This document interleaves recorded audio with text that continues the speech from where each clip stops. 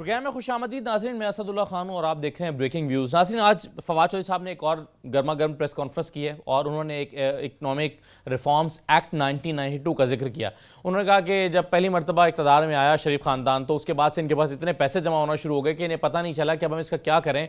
तो फिर एक्ट लेकर आया गया और उस एक्ट के ज़रिए से ही उस एक्ट ने असल में मदद की पैसे बाहर ले जाने में, बाहर से वापस लेकर आने में। फिर उन्होंने बहुत तफसील से कुछ लोगों के नाम लिए कि किस तरह से टीटीज़ लगी, किस किस तरह से बाहर से पैसे वापस आए, यहाँ से कैसे गए, किस तरह से मनी एक्सचेंजर्स के थ्रू और हुंडी हवाले के ज़रिए से पैसे जाते रहे और फिर वहाँ से किस तरह से ट्रांसफ़र होते रहे। बहुत तफसील के साथ उन्होंने, और उनके साथ बैरिस्टर शहजाद अकबर साहब भी मौजूद थे फवाद चौधरी साहब के साथ। तो हम एक तो शुरू में शो में आपको दिखाएंगे कि इकनॉमिक रिफॉर्म्स एक्ट जिनका वो जिक्र कर रहे हैं वो एक्ट है क्या और उसकी शिकें क्या हैं जिसके तहत मुआवनत मिलती है किसी शख्स को पैसे बाहर ले जाने और लाने में। इसको ज़रा समझने की कोशिश करेंगे। ये प्रेस कॉन्फ्रेंस एक ऐसे मरहले में की गई है फवाद चौधरी साहब की जानिब से जबकि कल से एक बड़ा खौफनाक सा या बड़ा सख्त कह लीजिए एक वीक शुरू हो रहा है शरीफ फैमिली के लिए, शहबाज शरीफ फैमिली के लिए। कल और परसों हमजा शहबाज शरीफ को नैब के पास जाना है, फिर अगले दिन यानी 17 तारीख को शहबाज शरीफ साहब की अहलिया मोहतरमा जो हैं उन्हें जाना है वहाँ पर नैब में पेश होना है और उसके बाद फिर उनकी दोनों बेटियों को नैब के सामने जाना है, राबिया और जवेरिया को। तो ये पूरा वीक जो है शरीफ ख़ानदान के लिए सख्त समझा जा रहा है। एक ऐसे मरहले पर कि जब से ये कल से ये वीक शुरू हो रहा है तो शहबाज शरीफ साहब ने बहुत तफसील बताई है कि ये ख़ानदान क्या करता रहा। तो ज़रा देखेंगे कि ये जो कहानी फवाद चौधरी साहब ने सुनाई है इसको ये कानूनी शवाहिद के तौर पर इसकी अहमियत क्या हो सकती है, इसको ज़रा समझने की कोशिश करेंगे। फिर कल चीफ जस्टिस साहब ने कुछ शिकवे किए थे। उन्होंने कहा कि पार्लियामेंट जो है उसकी तरजीह नहीं है कि वो रिफॉर्म्स लेकर आए और उन्होंने कहा कि इंसाफ का शोबा जो है वो पार्लियामेंट की तरजीहात में शामिल नहीं है। तो इन तमाम चीज़ों पर गुफ्तगू करेंगे। हमारे साथ सबसे पहले फवाद चौधरी साहब मौजूद हैं। फवाद चौधरी साहब से मैं शुरू करता हूँ, इसके अलावा बाकी मेहमानों का तारुफ मैं भी आपसे करवाता हूँ।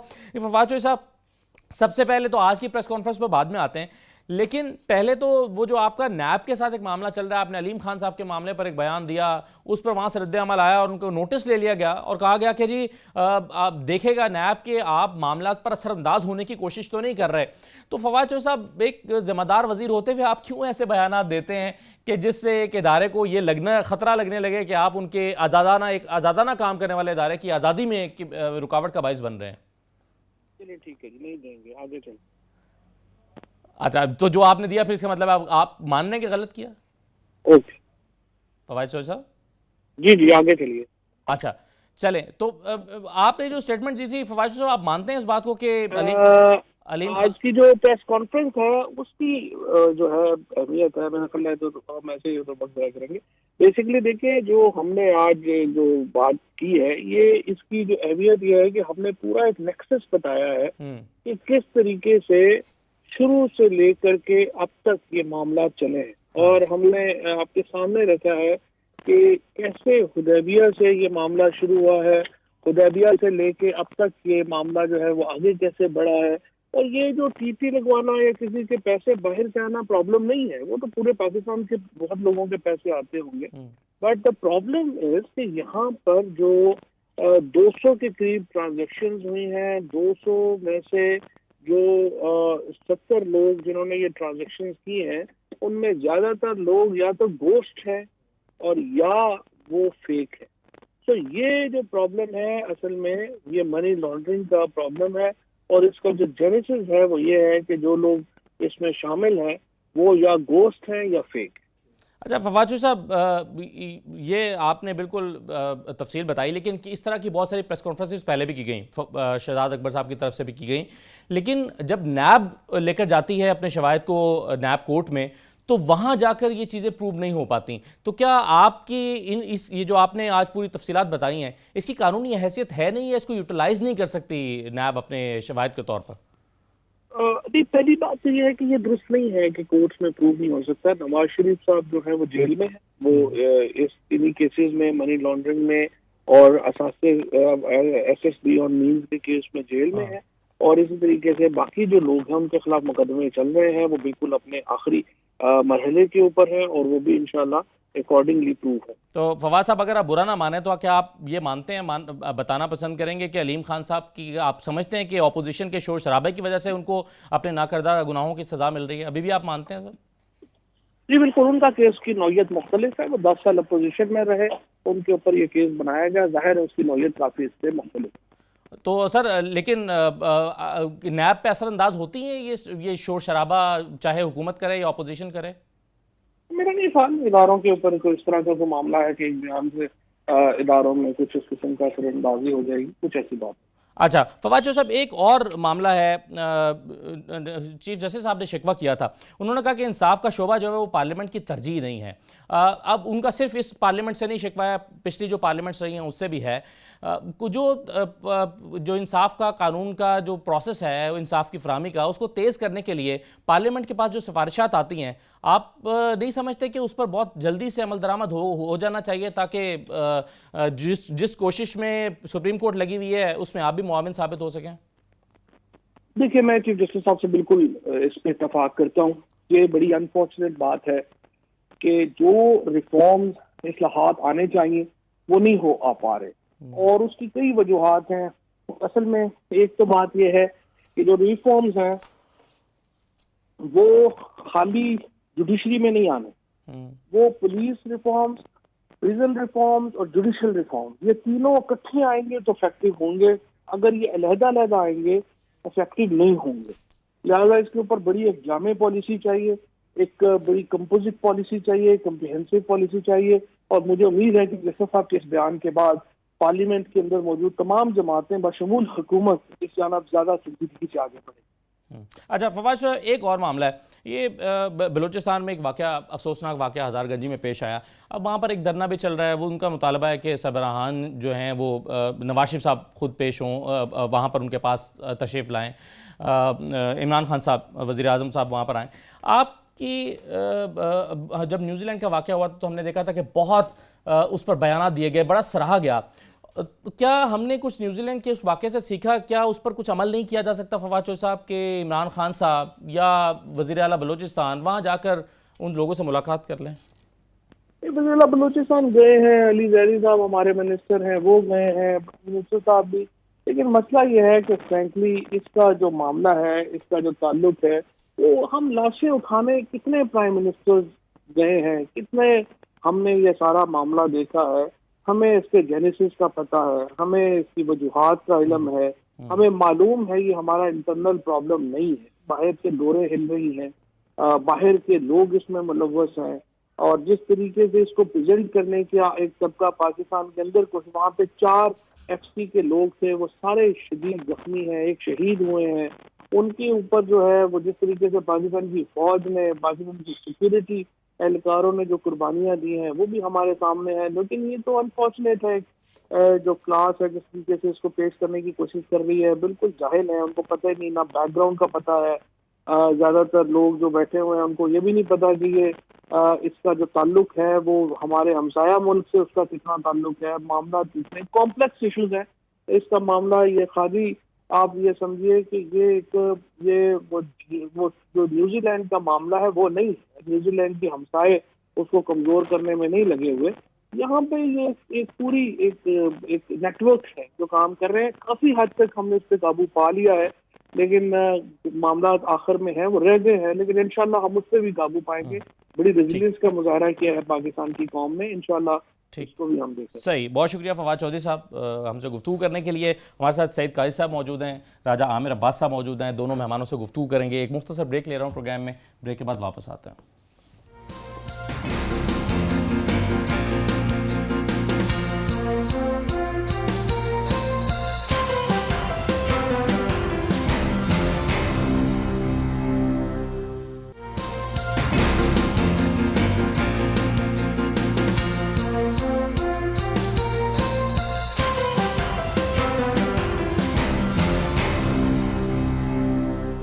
दोबारा खुशामदीद कहते हैं। राजा आमिर अब्बास साहब हमारे साथ मौजूद हैं और सईद काजी साहब मौजूद हैं। मैं दोनों मेहमानों को खुशामदीद कहता हूँ। काजी साहब, मैं सबसे पहले तो आपसे शुरू करते हुए ज़रा सुनवाना चाहता हूँ आपको। फवाद चौधरी साहब ने आज जो कहानी सुनाई है वो ज़रा 40-50 सेकंड में सुन लेते हैं कि वो क्या थी, कि कुछ लोगों के नाम वो ले रहे हैं, कि किस तरह से पैसे आते रहे और जाते रहे। ज़रा सुन लीजिए, फिर आप इस पर कॉमेंट कीजिएगा। जी मेस्ता खान और फेस्ता खान नाम के जो हवाला डीलर्स थे उनके जरिए उनको इस्तेमाल किया गया और बहुत सारे ज़राए इस्तेमाल किए गए।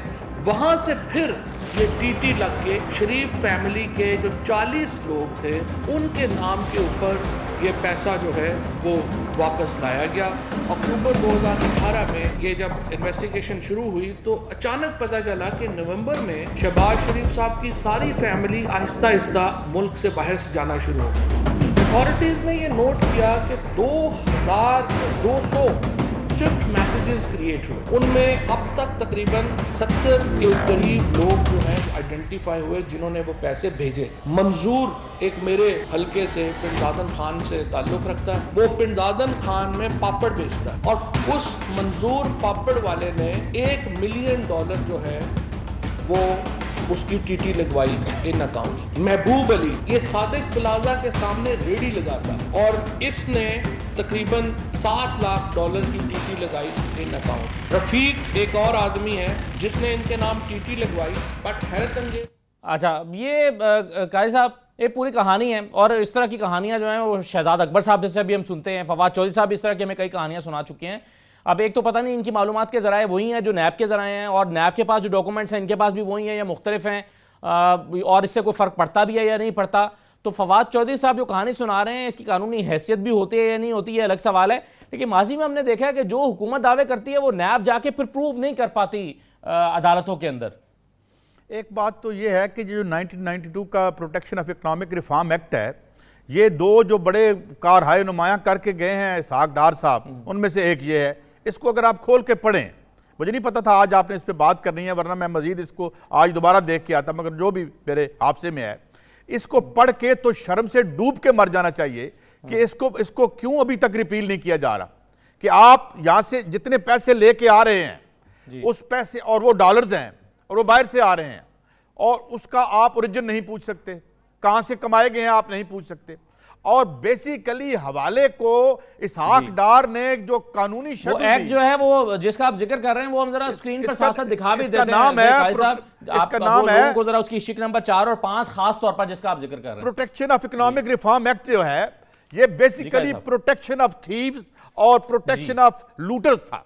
ये हुआ जिस तरह मैं कहता हूं कि ये सीरियल मनी लॉन्डर है इसहाक। इसकी एक और वारदात देखें, जब हमारा मुआहदा हो रहा था डबल टैक्सेशन के ज़िमन में स्विट्जरलैंड के साथ, और एक अपराइट अफसर ने जाके वो कर दिया, ये भाग के गया, इसने उसको डिले करवाया ताकि जितने लोगों ने पैसे लेकर निकलना है स्विट्जरलैंड से निकल जाएं। तीसरी वारदात इसकी देख के इसने क्या की, जब आपको याद होगा कि एक पीस ऑफ लेजिस्लेशन आया जिसपे शोर मच गया कौमी असम्बली में कि जनाब वो हमारे जो होली प्रॉफिट के ज़िमन में जो एक था हल्फनामा, उसमें तब्दीली हुई है। वो तो गलत हुई, उस पर लड़ाई भी हुई और उसको ठीक भी, मगर उसके साए तले इसने क्या वारदात की कि जो कानून था कि बताना पड़ता था हर एक कैंडिडेट को इलेक्शन में अपने कागजात जमा कराने से पहले कि तुम डिफॉल्टर तो नहीं हो, तुम्हारा कोई खानदान का बंदा डिपेंडेंट डिफॉल्टर तो नहीं है, तुमने कोई बिल जो है वो ये 2013 में भी इन्होंने बाईपास किया था। उसकी भी मैं बात बता दूं, 2013 में जब स्टेट बैंक से पूछा गया कि आपने उन लोगों के क्यों नहीं कागजात नामजदगी रोके जो कि डिफॉल्टर थे, उन्होंने कहा जी हमें तो इलेक्शन कमीशन ने उनकी जो कवायद ही नहीं भेजे, तो हम कैसे रोकते। और तीसरी बात सुने इसमें वारदात क्या थी, जो यहाँ के नादरा के चीफ थे जनाब किबला क्या तारिक मलिक साहब, उन्होंने कहा था मैं सॉफ्टवेयर बना देता हूं कि इधर से डालेंगे लिंक्ड होगा FBR लिंक, इलेक्शन कमीशन और स्टेट बैंक। उस पर चौधरी निसार अली खान साहब ने उन पर क्या इल्जामात लगवाए, वो ये सारे वारदातिये थे, आपके सामने ये खेल हुआ। ये इल्जामात जो ये लगा रहे हैं, मैं उनकी विरासती के बारे में कुछ नहीं कह सकता, मैं कोई हम देख के बता सकते हैं, मगर बुनियादी तौर पर ये बदनीति पर मबनी बनाए गए थे और एक खास तबके को प्रोटेक्ट करने के लिए बनाए गए थे। ये बात अपनी जगह दुरुस्त है और इसके जरिए जी और इत्तफाक से इस एक्ट के लाने का साल और बरतानिया में खरीदे गए जो अपार्टमेंट्स हैं उनकी खरीदारी का जो साल है वो एक ही था 92। अच्छा अब मैं ज़रा इस एक्ट का जिसका ज़िक्र साहब आपने जिक्र किया है, मैं राजा आमिर अब्बास साहब इसके बारे में मजीद जान लूँ, लेकिन उससे पहले मैं राजा साहब आपको इस एक्ट के बारे में जो फवाद चौधरी साहब ने कहा है और उसके बाद ज़ाहिर हमारा क्वेश्चन उठाना बजा है कि इसको फिर ख़त्म क्यों नहीं किया जा रहा है, इसमें तरमीम क्यों नहीं लाई जाती किसी भी हुकूमत की तरफ से। पीपल्स पार्टी भी आई, शायद वो भी इसकी बेनिफिशियरी थी, लेकिन PTI तो नहीं है, उनकी तवज्जो इस जानिब क्यों नहीं जा रही। फवाद चौधरी साहब क्या रहे थे इस एक्ट के बारे में सुन लीजिए, फिर हम इस पर बात करते हैं। पूरे मुल्क में एक करप्शन की जो दाग बेल अगर किसी खानदान ने रखी है मॉडर्न, वो शरीफ फैमिली ने रखी है। 1988 के अवाखिर में और 1990 के शुरू में बहुत पैसा इकट्ठा हो गया शरीफ फैमिली के पास। अगला सवाल ये आया कि अब इस पैसे को संभाला कैसा जाए, हम क्या करें कि ये पैसा वाइट मनी के तौर के ऊपर पाकिस्तान में या हर जगह के ऊपर हम इस्तेमाल कर सकें। लिहाजा 1992 में एक इकोनॉमिक रिफॉर्म एक्ट 1992 लाया गया। उसमें और जहाँ पे चीज़ें थी उसमें एक बज़ाहिर बड़ी मासूम सी प्रोविजन रखी गई कि अगर आपका पैसा बाहर से आ रहा है तो यहाँ पर पाकिस्तानी अथॉरिटीज सवाल नहीं पूछेंगी कि आपके पैसे का सोर्स क्या है। हाँ, अच्छा, ये फवाद जो साहब कह रहे हैं सर, इसका जो आर्टिकल नंबर 4 है ये बड़ा इंटरेस्टिंग है, ज़रा पढ़ भी देता हूँ और स्क्रीन पर दिखा भी दीजिए। उसमें लिखा हुआ है कि all citizen of Pakistan, resident Pakistan और outside Pakistan and all other person shall be entitled and free to bring, hold, sell, transfer and take out foreign exchange with in or out of Pakistan in any form and shall not be required to make a foreign currency declaration at any stage, nor shall anyone be questioned in regard to the same। उस सवाल भी नहीं हो सकता और उनको declare करना भी जरूरी नहीं है, डिक्लेरेशन भी जरूरी नहीं है। तो इतना खौफनाक एक्ट 1992 से अब तक चल। देखिए, ये जब आया था तब से बड़ा डिस्प्यूटेड था और कहा जाता था चंद फैमिलीज को इसको कैटर करने के लिए ये कोई 32 या 30 फैमिलीज थी जिनके लिए इस एक्ट को लाया गया था। उस वक्त भी बाद में इस पर बहुत सी डिबेट्स हुई, लेकिन द मेन पर्पस था कि ये टैक्सेशन पर्पस के लिए है कि आपसे टैक्स की मद में नहीं पूछा जाएगा कि जनाब आपने ये पैसे पे टैक्स दिया है या नहीं। लेकिन हमारा जो कानून है उसमें ये है कि जो सब्सिक्वेंट लॉ होता है, जो बाद में आता है, अब जैसे नेशनल अकाउंटेबिलिटी ऑर्डिनेंस 1999 में आया, तो ये हमेशा जो लेटर ऑन लॉ होता है वो ओवरराइड करता है पहले वाले कानून पे। और जो ये वाला कानून आ गया उसमें टैक्स की हद तक तो आप नहीं पूछ पाएंगे, लेकिन अगर कोई पब्लिक ऑफिस होल्डर है, चाहे वो इस कानून की मद में या इवन एमनेस्टी की मद में, अगर वो लेके आते हैं पैसे, तो उनसे ये नहीं पूछा जाएगा कि आपने इस पर टैक्स दिया है नहीं दिया, लेकिन उनसे ये ज़रूर पूछा जाएगा कि जनाब आप या आपके वालिद साहब पब्लिक ऑफिस होल्डर थे, तो आप बताइए कि ये जो पैसा आपके अकाउंट में लैंड कर रहा है, और यहाँ पे दो चीज़ें हैं कि एक ना सिर्फ ये लैंड कर रहा है, ये पहले यहाँ से हुंडी हवाले के ज़रिए बैरून मुल्क जाता है, और इसमें इन्होंने लोग काफ़ी सारे जो अरेस्ट किए हैं वो कनेक्टेड नज़र आ रहे हैं, इन कहीं ना कहीं वो एक चीनी है, कोई और है। तो ये अब अभी तक महज एलिगेशंस हैं, ठीक है। ये एक चीज़ बड़ी इसमें क्लियर है कि ये तमाम बैंकिंग ट्रेल है, इसको डिनाई नहीं किया जा सकता कि आपके अकाउंट में लैंड नहीं हो रहा। उसके बाद जो लेयरिंग हो रही है, पार्किंग हो रही है डिफरेंट अकाउंट्स में, वो भी अगर सामने आता है तो ये क्वेश्चन बड़ा वैलिडली पूछा जाएगा कि जनाब आप बताइए कि ये पैसे की सोर्स क्या है, जिस टीटी का हवाला दे रहे हैं, कहां से हो ये जिस टीटी का हवाला दे रहे हैं, तो ये तो एक कानूनी रास्ता है पाकिस्तान में पैसे लेकर आने का। देखिए, टीटी का आना तो है, लेकिन अब पैसा यहां से अगर जा रहा है ये तो एक अलग साबित करना होगा ना जी, क्योंकि पैसे पाकिस्तान में आ रहे हैं, ये एक अलग मामला है। मैंने आपसे कहा ना कि ये बिल्कुल दुरुस्त है कि टीटी का लैंड करना आपके अकाउंट में, उसमें कोई ये आपने कानून की खिलाफ वर्जी नहीं की कि ये आपने किसी गलत तरीके से मंगाया, लेकिन जब पैसा आपके अकाउंट में आ गया, चाहे पाकिस्तान में किसी बैंक में आपके अकाउंट में पैसा डाल दिया जाता है, और अगर आप पब्लिक ऑफिस होल्डर हैं तो आपने सबसे पहले उसका जवाब नेशनल अकाउंटेबिलिटी ऑर्डिनेंस के तहत ये देना है कि जनाब ये पैसा जो आपके अकाउंट में आया, ये आपकी कौन सी कमाई थी, आपकी किसी फैक्ट्री की थी, आपकी किसी एग्रीकल्चर की थी, आपके और कोई फैमिली का कारोबार, पैसे कमाए हुए हैं, आपके बच्चों ने कमाए हुए हैं, तो आपको वो शो करना पड़ेगा कि आपने क्या काम करना है। आपने सिंपली बताना है कि जनाब ये पैसा मैंने फलानी सोर्स से कमाया था, ये उसका रसीदें हैं। वही बात आ रही है, पनामा वाली रसीदें आपने देनी है कि जनाब ये पैसा कोई ऐसा नहीं था कि जिसमें कोई किकबैक्स थी या नहीं। ये तो हम, और इस एक्ट के होते हुए भी ये करना पड़ेगा,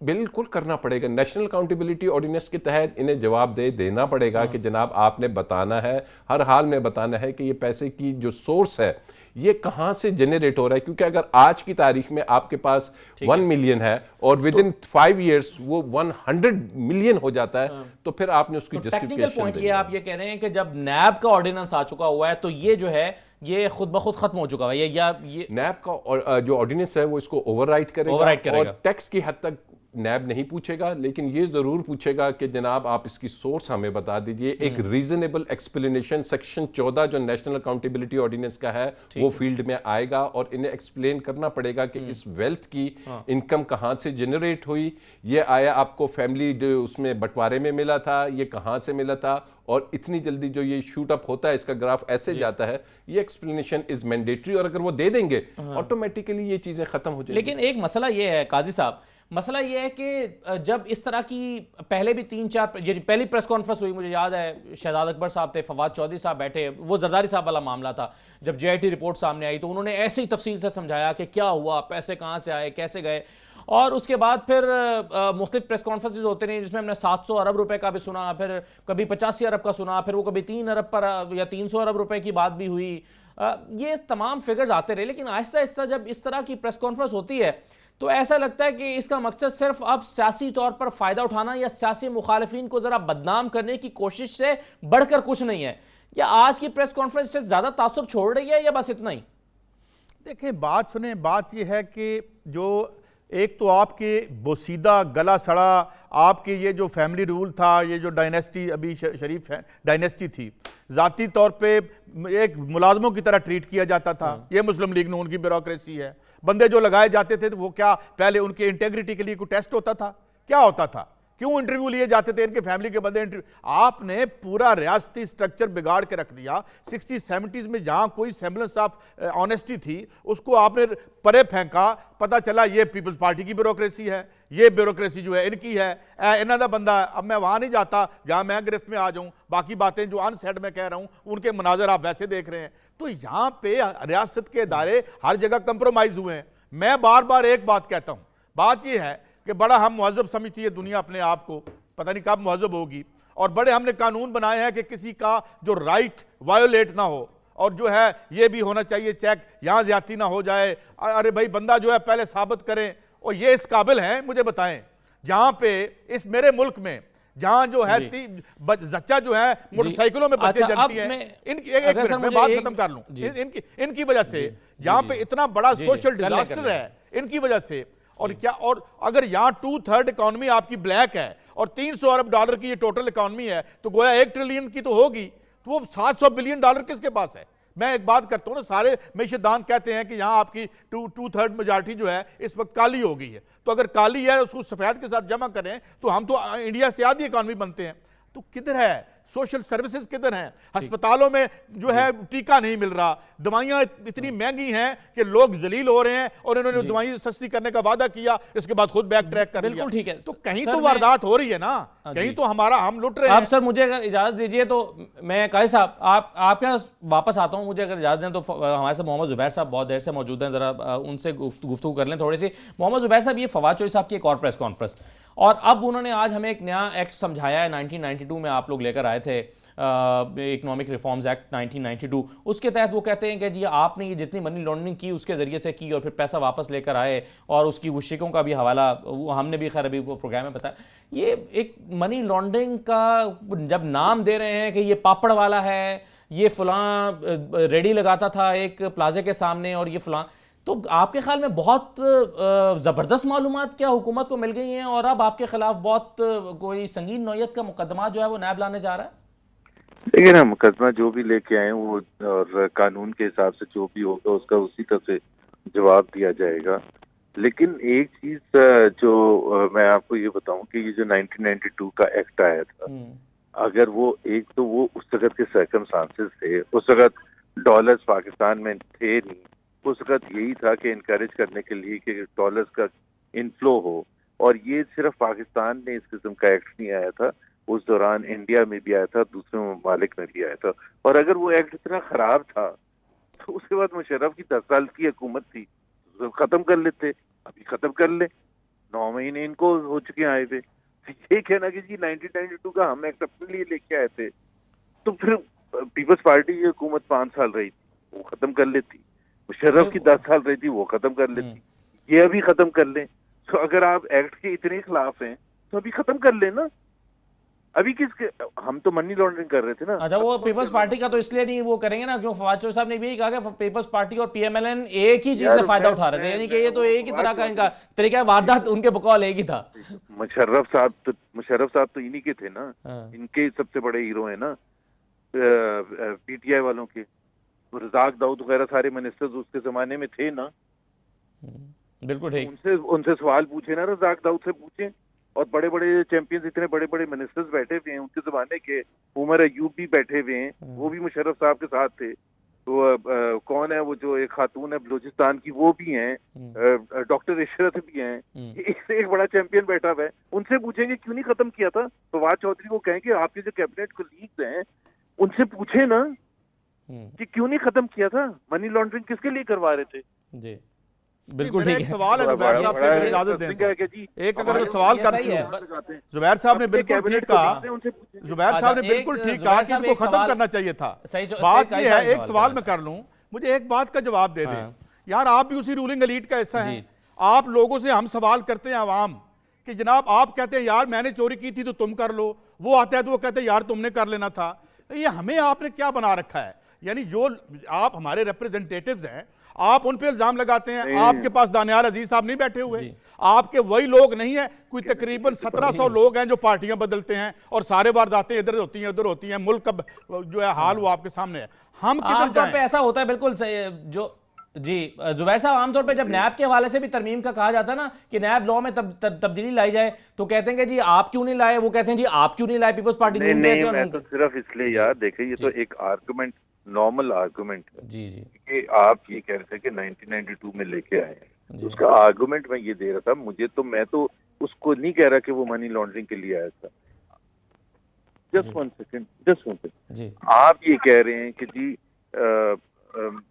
मनी लॉन्ड्रिंग के लिए हम लेके आए थे, तो मैं तो उसका जवाब में ये कह रहा हूँ कि अगर हम लेके आए थे तो उसके बाद इतनी हुकूमतें आई हैं, खासतौर पर जनरल परवेज मुशर्रफ की आई, जिसमें आधे से ज्यादा आज कैबिनेट कोलीग जो हैं वो फवाद चौधरी के साथ बैठे थे। तो ये अगर हमारे ऊपर इल्जाम लगा रहे हैं तो फवाद चौधरी साहब ये बता दें कि जी उन्होंने क्यों रखा था।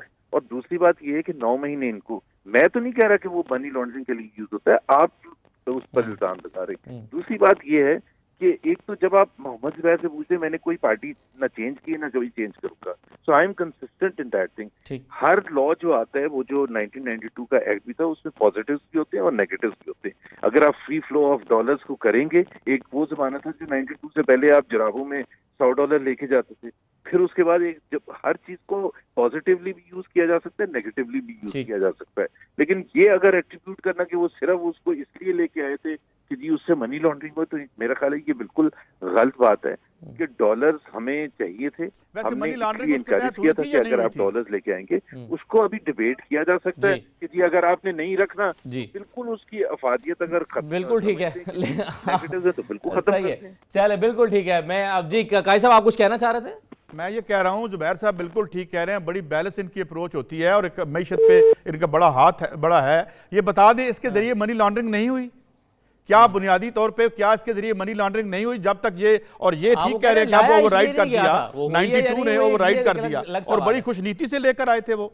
और अगर ये सब खुशनीति से हो रहा था तो आज $100 अरब का कर्जा जो है ये क्यों चढ़ गया हमारे ऊपर? अगर माल इस तरह से ब्लीड, इकोनॉमी ब्लीड हुई ना पूरी तरीके से, तो ये क्यों हुआ सब हमारे साथ जी? और मुल्क के हालात अच्छे नहीं थे, वो चाह रहे थे कि डॉलर मुल्क में लाया जाए, इसलिए उन्होंने ये एक बात बड़ी मजेदार है, मुल्क के हालात हमेशा खराब रहे हैं। अगर मनी लॉन्ड्रिंग के बिल्कुल इस्तेमाल हो गया अनजाने में, तो नुकसान नहीं हुआ। इन्होंने कभी बैंकरप्सी फाइल नहीं की, इनको कभी इनके जो जाती बिजनेस अंपायर्स हैं कभी उसको देखा कि क्राइसिस में आई हैं। क्राइसिस में क्या होता है? जो कारोबार मेशत ये सरकार का चलाते हैं उसका इन्होंने बुरकस निकालना होता है, और इनके अपने जाके कारपोरेट ऑफिस देखें, इनके जाके बाहर इनकी प्रॉपर्टियां देखें। ये कैसी अजीब बात है कि economy is doing very good for this tiny minority जिसके पास पॉलिटिकल पावर है और साथ जराए पैदावार पर भी कब्जा है।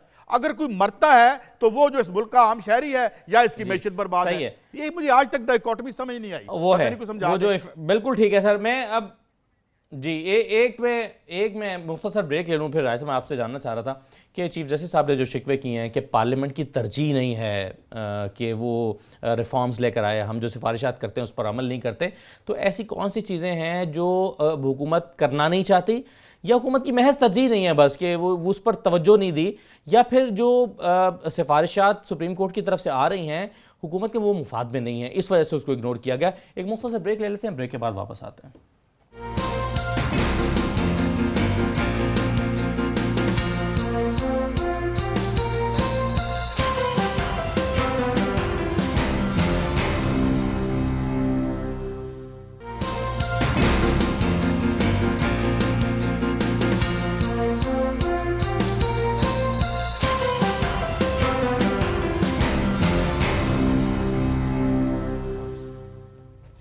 दोबारा खुश आमदीद। राजा आमिर अब्बास साहब, ये चीफ जस्टिस आसिफ खोसा साहब ने खिताब किया और उन्होंने कहा कि बदकिस्मती से इंसाफ का शुबा पार्लियामेंट की तरजीहात में शामिल नहीं है।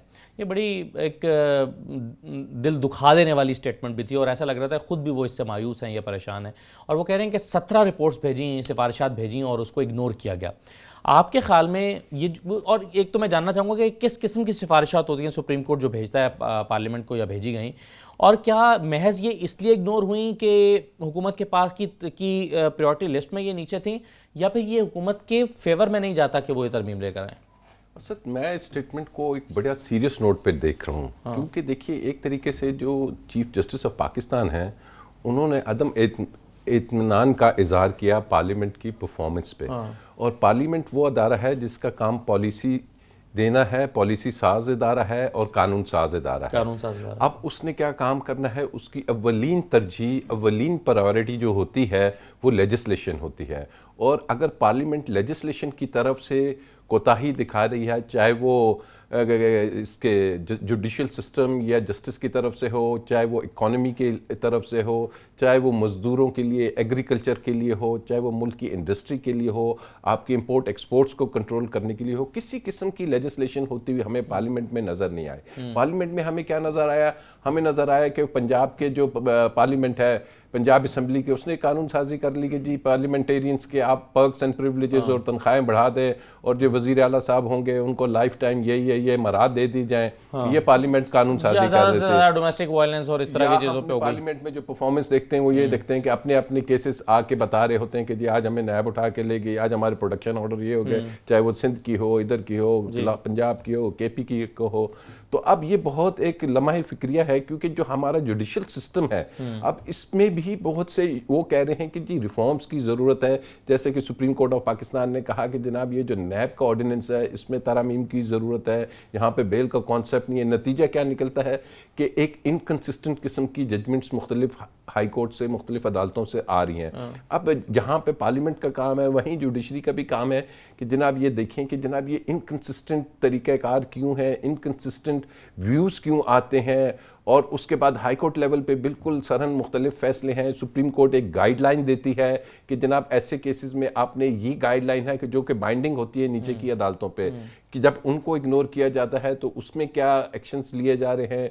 इसी तरीके से अगर हम देखें कि इस मुल्क के जो तीसरा जुडिशरी हो गई, पार्लियामेंट हो गई, और फिर हम आ जाते हैं ब्यूरोक्रेसी इस्टेब्लिशमेंट, वहाँ भी वो हाथ पे हाथ धर के बैठे हैं कि जी हमें तो मसला पड़ा हुआ है, नैब की वजह से, खौफ और हरास की वजह से हम काम नहीं कर पा रहे, हम कुछ डिलीवर नहीं कर पा रहे। तो ये ओवरऑल जो सी परफॉर्मेंस है इस सिस्टम की, उसके ऊपर एक सवालिया निशान लगता जा रहा है।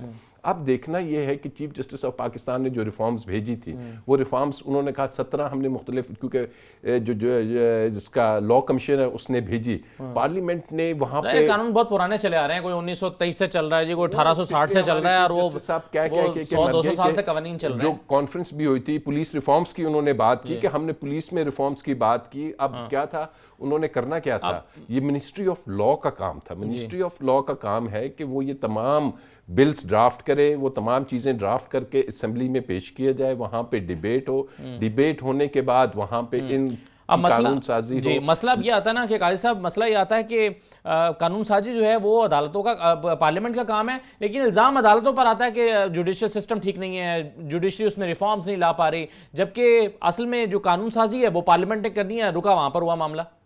देखिए, बुनियादी तौर पर आप देखें तो मैं समझता हूँ कि इस पूरे अहद में जब से यहाँ पे डेमोक्रेसी रेस्टोर हुई है, अभी रिसेंट हिस्ट्री में अगर 15-20 साल पीछे चले जाएं तो आप देखें, आप इस तरह करें कि सिर्फ और बाकी छोड़ दें, एक तो पीस ऑफ लेजिस्लेशन, एक तो कानून, एक तो बिल पास होना है ना, वो आपका फाइनेंस बिल है, वो फाइनेंस बिल उठा लें, उसमें आप देखें कि उस फाइनेंस बिल में किस तबके के मफादात की गैर ज़रूरी तौर पर जो है वो प्रोटेक्शन हो रही है और कौन मारा जा रहा है। आप उठा लें, पीपल्स पार्टी के भी उठा लें और हमारे भी उठा लें। अभी आप मुझे देखें हो क्या रहा है। अभी जुबैर साहब मेरे भाई सामने बैठे थे, हतार इलेक्ट्रिकल कम्प्लेक्स जब ये प्राइवेटाइजेशन कमीशन में थे उसको वो मुनाफे पे चल रहा था, उसको बेचने के चक्कर में पता चला कि वो तो कोई कंपनी 4 दिन पहले बनी थी, उसके बाद आशाब करवा दिया गया। अब क्या हो रहा है, अब स्टील मिल है। मैं मतलब काम क्या कर रहे हैं, पार्लियामेंट हम रिप्रेजेंट कर, क्या वाकई ये लोग हमारे मफादात को रिप्रेजेंट करते हैं। खुद इसहाक डार साहब कायमा कमेटी के सामने कहा उन्होंने कि 12 कार्टल्स हैं। अरे भाई हम कहां फिक्र करते हैं, जिन वी फुट द बिल, इस मुल्क की रियासत को चलाने के 70-80% पैसे इनडायरेक्ट टैक्सेस से मैं और आप दे रहे हैं। वहां पे क्या काम हो रहा है, वहां पे मुझे बताएं कि वहां पे अब जो एक स्टील मिल का मामला ले लें, अगले दिन कायमा कमेटी में वहां पे इसका मतलब है ये वाला जो बहाना है काजी साहब, क्या कौन सा बहाना काजी साहब, ये वाला जो बहाना फिर हम देखते हैं कि जी पार्लियामेंट या ये वाला जो पार्लियामानी निजाम है इसके अंदर सख्त नहीं है कि ये परफॉर्म करे, तो अगर कौम की तकदीर बदलनी है तो फिर मुतबादल निजाम की तरफ जाना पड़ेगा, ये भी बहाना है, तरफ जाना पड़ेगा। तो ये बयानिया फिर उस लिहाज से दुरुस्त नहीं है, क्योंकि ये जो जितनी सख्त इस पार्लियामेंट के अंदर है उतना परफॉर्म तो अभी भी ये नहीं कर रही। नहीं, मैं इसको एक और तरीके से, अगर आप तो ये बहस जो आज हमें सोशल मीडिया पे चला दी है, प्रेसिडेंशियल फॉर्म ऑफ गवर्नमेंट हो या वो, इससे बड़ा फ्रॉड कोई नहीं है। अरे भाई एक इकोनॉमिक डिक्टेटरशिप है, खौफनाक माशी। मुझे बताएं जमहूरियत कहां पता चलती है। अभी मैं बीमार हो जाता हूं, मैं अस्पताल में जाता हूं, वहां जमहूरियत है। मैंने अपने बच्चे को स्कूल में दाखिल करवाना है, वहां जमहूरियत मेरा इंतजार कर रही है, या मैं ढेरों फीस लेके जाऊं, क्या करूंगा मैं। यहां पे समाज में जमहूरियत क्या है, सिर्फ इलेक्शन होना, आपका इलेक्ट हो जाना, उसके बाद अंदर आपका वजीर बन जाना, ये जमहूरियत है। बात यह है कि एक पार्लियामान क्या मेजॉरिटी के मफादात का तहफ़्फ़ुज़ कर रही है, या पब्लिक पॉलिसी कैप्चर करके 1% लोगों की दहलीज पर या चौखट पर ला के रख दी गई है। मुझे बताएं क्या काम हो रहा है। पिछले हम लड़े मार्शल लॉ में, हमने कुट्टें खाई, अंदर भी हुए, इसलिए हुए कि जनाब एक टाइनी माइनॉरिटी जो है वो अब सारा प्राइवेटाइजेशन का आप खेल देख लें। ये अभी कल परसों की बात है, ये कमेटी में जब गए कि ये $80 बिलियन रुपए का टीका लगा, ये जो आपकी बर्बाद हुई है स्टील मिल, और उसे ठीक किससे करवा रहे हैं, ये इस गवर्नमेंट की बात कर रहा हूं। हबको के चीफ हैं, वो बैठे हुए हैं, जो असद उमर साहब के कुलीग हुआ करते थे इस एंग्रो में। मुझे बताएं वो ठीक भाई एक, और उसमें रिपोर्ट में क्या आया कि जनाब अगर तो स्टील मिल चलनी है तो फिर ये बंद होंगी।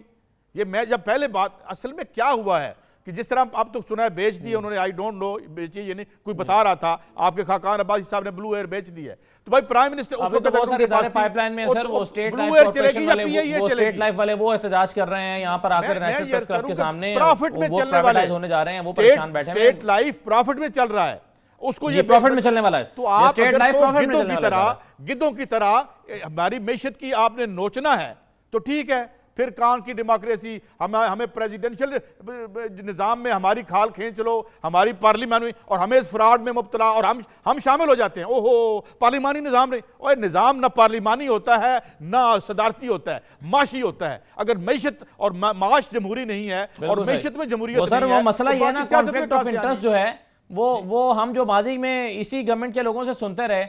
अब प्रॉब्लम यह है कि स्टेट लाइफ का आपने जिक्र किया तो मुझे ख्याल आया कि अब देखना यह पड़ेगा ना कि स्टेट लाइफ के मुकाबले में कोई जो प्राइवेट इंश्योरेंस कंपनी है बहुत बड़ी, वो किस वफाकी वजीर की है, जो इसको अगर गिराया जाएगा तो उस कंपनी को फायदा होगा डेफिनेटली। तो ये इंटेंशंस अगर इसके पीछे हैं कि किस तरह से प्राइवेटाइज करना है, या इसको पहले गिरा देना है और फिर गिरा के प्राइवेटाइज करना है, तो आई डोंट नो क्या हुकूमत क्या सोच रही है। आपसे जानना चाहता हूं, खसारे में धकेल के फिर बेचते हैं। हाँ, पहले खसारे में धकेलते हैं जी, बिल्कुल सही है। अच्छा राजा साहब, अब मुझे ये बताइए कि ये जो कल से एक शरीफ फैमिली के लिए, शहबाज शरीफ फैमिली के लिए एक वीक शुरू हो रहा है, शहबाज शरीफ, फिर नुसरत साहिबा, फिर जवेरिया और मोहतरमा राबिया साहिबा, ये नैब में बारी बारी जा रही हैं। आप इसे do you see in a very serious trouble Sharif family, Shehbaz Sharif family, या नहीं? देखिए sir, just give me 2 minutes, 1 minute में सिर्फ लूँगा कि पहले जो आपने बात किया ना कि पार्लियामेंट क्या फेल हो रही है। देखिए ये जितने इश्यूज इन काजी साहब ने भी उठाए, मैंने भी बातें की, ये डिबेट्स में या टीवी के चैनल्स पे सेटल नहीं होने। अल्टीमेटली फोरम इसका है पार्लियामेंट ही, और ये जितने चीफ जस्टिस साहब ने भी बात की कि ये पार्लियामेंट में ही सेटल होना है। और पार्लियामेंट में हम क्या देखते हैं, जो इलेक्शन लॉज हैं, इलेक्शन रिफॉर्म्स सबसे इंपॉर्टेंट चीज़ है, चैप्टर है। इलेक्शन रिफॉर्म्स के बारे में भी पार्लियामेंटेरियंस कुछ नहीं करते। और दोबारा से मैं कहूँगा कि जो शख्स करोड़ों रुपये लगा के आता है वो पार्लियामेंट में इसलिए नहीं आता कि उसने, इन्होंने कहा ना हमारे लिए कुछ नहीं सोचते, तो वो आपके सोचने के लिए नहीं आएगा, वो अपने लिए और अपने अगले इलेक्शंस के लिए आएगा। तो अगर ऐसी सूरत हाल में पार्लियामान बिल्कुल डिलीवर नहीं कर रही, और 9 महीने अगर आप देख लें कि इस पार्लियामान का खर्चा कितना हुआ और उसकी डिलीवरेंस कितनी है, तो it's a big question mark. अब आपका ये जो सवाल है कि जी नेक्स्ट वीक में ये क्या, अब एक बड़ी इंपॉर्टेंट चीज़ है यहाँ पे, एक बात तो तय है कि अगर ये एलिगेशंस कभी 85 अरब, कभी इतने अरब, कभी 3 अरब, कभी करोड़, इसमें बात क्लियर करनी चाहिए इवन नैब को। आप एतमाद खत्म कर रहे हैं वैसे इस तरह की अमाउंट्स कितना है, और नंबर 2 ये कोई एक्सक्यूज नहीं है कि जी हमें क्यों बुलाया जा रहा है। अगर आप पब्लिक ऑफिस होल्डर के बेटे बच्चे